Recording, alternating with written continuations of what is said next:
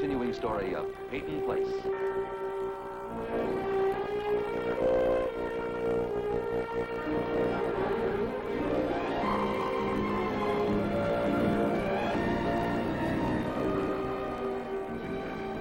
Starring Ed Nelson as Michael Rossi,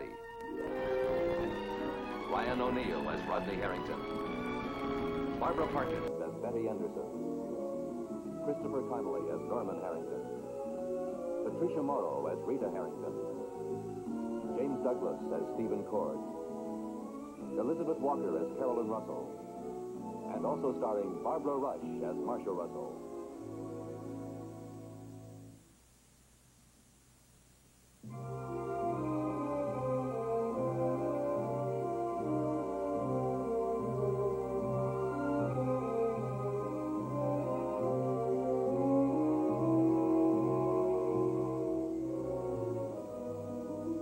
Dr. Michael Rossi is on rounds, and as he struggles against the bitter cold of the New England winter, he adds up his own personal involvement in the life of his patient and friend, Rodney Harrington.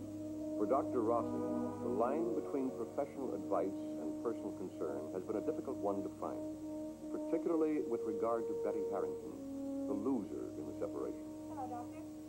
Oh, hi, You look like you could use some thawing out.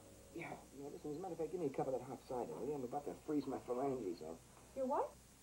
Oh, it's a medical term for fingers, Laurie. Oh, cold. You know, when I left the house this morning, it was so cold that I turned around and went back, got another... What? Hi, baby. Hello. May I join you? Of course. I'm kind of glad I run into you. Rod's all right, isn't he? Oh, yeah, sure. As a matter of fact, he's gaining confidence all the time. He's becoming more positive. Of course, that's what it takes. Yes, I suppose so. Well, you don't sound too sure. Well, what am I supposed to say? You know, you ran right past me in the hospital this morning. I'm sorry. What is it, some kind of a bad day for you? Well, it didn't start out that way, but it turned into one. How? Well, I got up this morning and I decided to take a walk. I wanted to see Rod. You see, I know what time he goes to the hospital, and I wanted to surprise him. I had such a longing to be with him and to talk with him. We talked. It was like being with a stranger. So that's what it is, huh? Betty, you knew it wasn't going to be easy from the start, not for you or for Rod. But this is only a temporary arrangement. I mean, you can afford to be patient for a few weeks. A few weeks, and then what? Well, and then you get back together again. No, Dr. Rossi, I don't think so. You see, when I left him this morning, I got such a cold feeling. As if he felt it was over. I'm sure you're imagining that. You know he needs you now as much as he ever did. He loves you. But he doesn't even want to be with me. I mean, he can't even talk with me. Oh, we can talk to Tom Winter and to Chuck Atwell, but anyone but me. That's because he's involved with you, emotionally involved. I mean, let's look at it his way. He's fighting for his life right now. I mean, his whole future, not just as your husband, but as a man. And he's doing it the hard way on his own. Are you trying to tell me it's harder for him without me? I mean, don't you see? He's trying to prove something to himself. Who he is, what he wants to be before he can take you back. What if he finds out he can live without me? That he doesn't need me? Well, he's not going to feel that way. I mean, not if he's really sure of you. Well, what am I supposed to do to make him feel sure of me? I mean, how much more? Betty, first you're going to have to make up your mind what you want out of life. I want Rod. Is that all you want? I want other things. Will you settle for just Rod? You don't believe I can, do you? Look, what I think doesn't make any difference. You don't have to prove anything to me. Why must there be a choice? You do think there's a chance that he won't want me back? It's all up to you. It's a question of how much you're willing to give up for Rod. What, his grandfather's money? Not if necessary.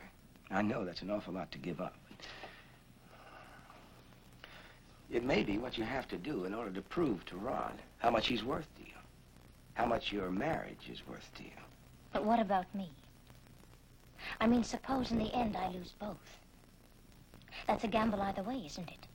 Yes, it's a gamble.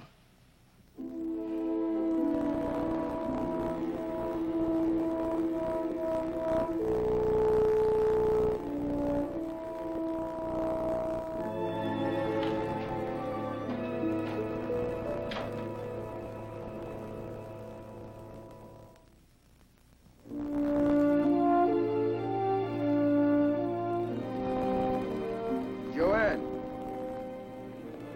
Joanne. Hey, wait up, girl. Hey. May I walk you home? May I carry your books for you, my lady?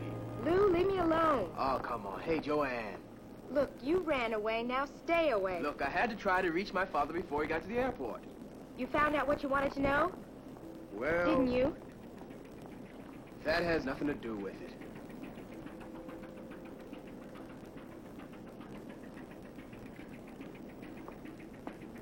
Didn't you? Well, yeah.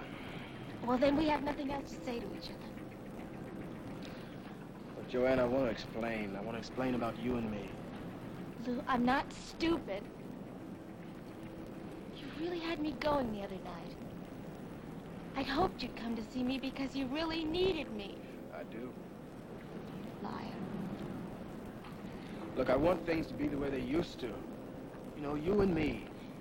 Did you put Vicky on a bus back home? She means nothing to me. Liar. I mean, there's nothing happened, really. Lou, we were always honest with each other. No secrets between us. Ever since I can remember.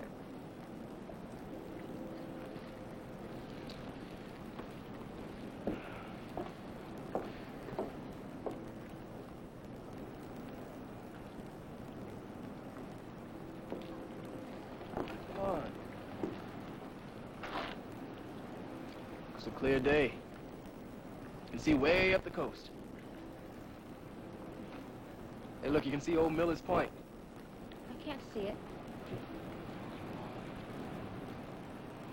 See? You can see the old lighthouse, too. Yeah. I can see it now. Yeah, I can see it now. Hey, you remember when we were kids, we used to come here every day after school? And we'd watch the fishing ships come in. Yeah, I remember. Only they weren't fishing boats. They were pirate ships. And on a clear day, we'd watch them come around the bend, and old Miller's Point was their hideout. And then we prepared to defend the citadel. Well, we used to play a lot of silly games. Oh, you didn't think they were so silly then. I mean, you used to make them up. I remember one year you even made me this toy sword. Did I? Mm-hmm. I guess that was a real long time ago. Oh, about the second year after we moved here, the second Christmas. You know, I think I still got that sword someplace. I'll bet. Yeah, that was the year that the school was going to put on the crusade. Remember, for the school pageant? I remember I always wanted to wear me one of those armored suits. Yeah, you wanted one so bad that you were Ivanhoe all summer. Ivanhoe. Yeah, I was Ivanhoe and you were my Rowena. And we didn't tell anyone because we were black. And we were afraid the other kids would laugh at us. I wouldn't have blamed them either. I mean, can you imagine that? Can you imagine me having white heroes, huh? Isn't that something? It's funny.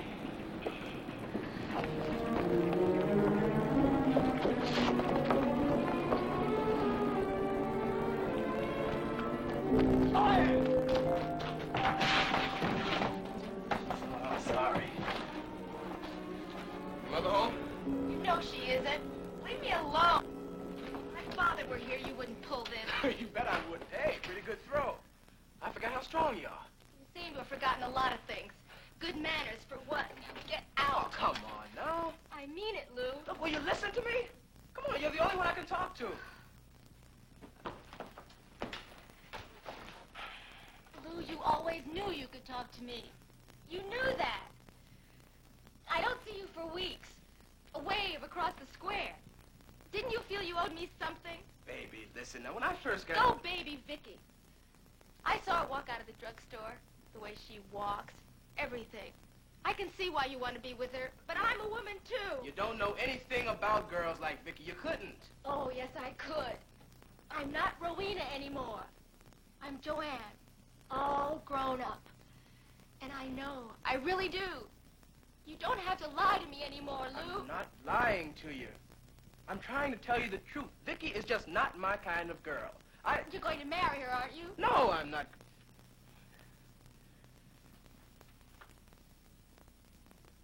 I had to. Had to what? Lou, you want to tell me something, don't you? Oh, you bet I do. Then why can't you? Is it about what happened in New York? Does Vicky know? You can tell Vicky, but you can't tell me. She's a part of it, that's why. I'm in trouble. I'm in real serious trouble. Is that why she's here? Staying in your house? Then why can't you trust me? Why can't you tell me? I want to, but I can't. Look. Just wait, huh? Please, just wait until my father gets back from New York. That's all. Don't bother. I want you to go away now. And never come back.